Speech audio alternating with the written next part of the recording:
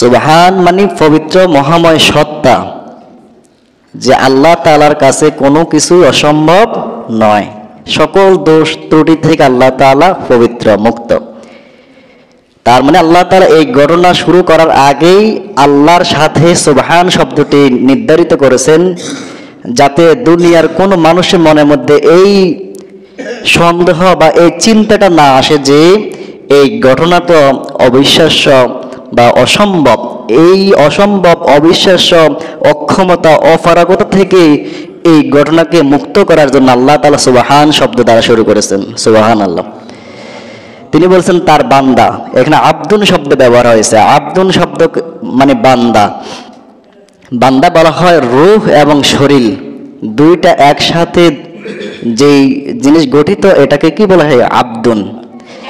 আল্লাহ তাআলা এখানে তার রসুল অথবা অন্য কিছু ব্যবহার করতে পারতেন, কিন্তু অন্য কোনো শব্দ ব্যবহার না করে আব্দুন শব্দ ব্যবহার করেছেন। এর মধ্যে হিকমত হচ্ছে আল্লাহ তাআলা তার নবী মুহাম্মদ সাল্লাল্লাহু আলাইহি সাল্লামকে যে মেরাজটি তিনি ঘটিয়েছেন, এই ঘটনাটি আল্লাহ তাআলা তার নবীর একদম জেসেম, নবীরকে সরাসরি জাগ্রত অবস্থায়, নবীর রূহ এবং শরীর একসাথে অবস্থায়, কোনো স্বপ্ন না, কল্পনার মধ্যে না, ঘুমের মধ্যে নয়, বাস্তবিক পক্ষে তার দেহ সহ আল্লাহ তাআলা তাকে জাগ্রত অবস্থায় এই ঘটনা ঘটিয়েছেন।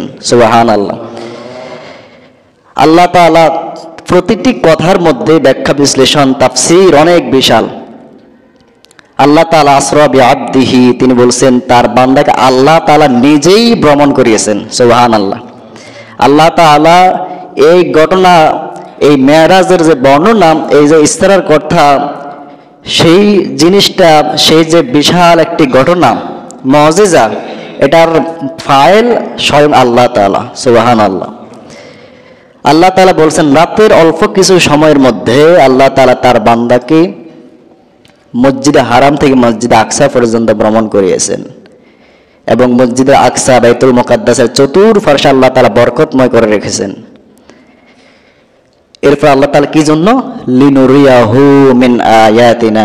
আল্লাহ তাআলা বলেন আমি এই ঘটনা, এই মুজিজা, মেরাজের মতো অলৌকিক একটি যেই ঘটনা, এটা একমাত্র আমি ঘটিয়েছি লিনুরিয়াহু মিন আয়াতিনা, যাতে করে আমি আমার বান্দা মুহাম্মদ সাল্লাল্লাহু আলাইহি সাল্লামকে আমার অসংখ্য কুদরতি নিদর্শন থেকে কিছু নিদর্শন তাকে দেখাতে পারি।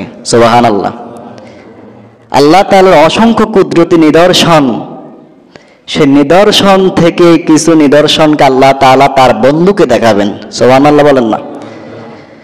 তা আল্লাহ তাআলা তার বন্ধুকে ভ্রমণ করে দিয়েছেন, এবং কি আল্লাহ তাআলা যে কুদরতে অনেক কিছু আল্লাহ তাআলা সৃষ্টি করে রেখেছেন, সে মহা সৃষ্টি জগতের, জান্নাতের, জাহান্নামের, আল্লাহর আরশ, কুরসি, লৌহ কলম, সিদরাতুল মুনতাহা, বাইতুল মামুর, 7 আসমান, 7 জমিন, বিশাল আল্লাহর সৃষ্টি রাজ্যের কিছু অংশ আল্লাহ তাআলা এই তার বন্ধুকে দেখিয়েছেন। বলেন না সুবহানাল্লাহ।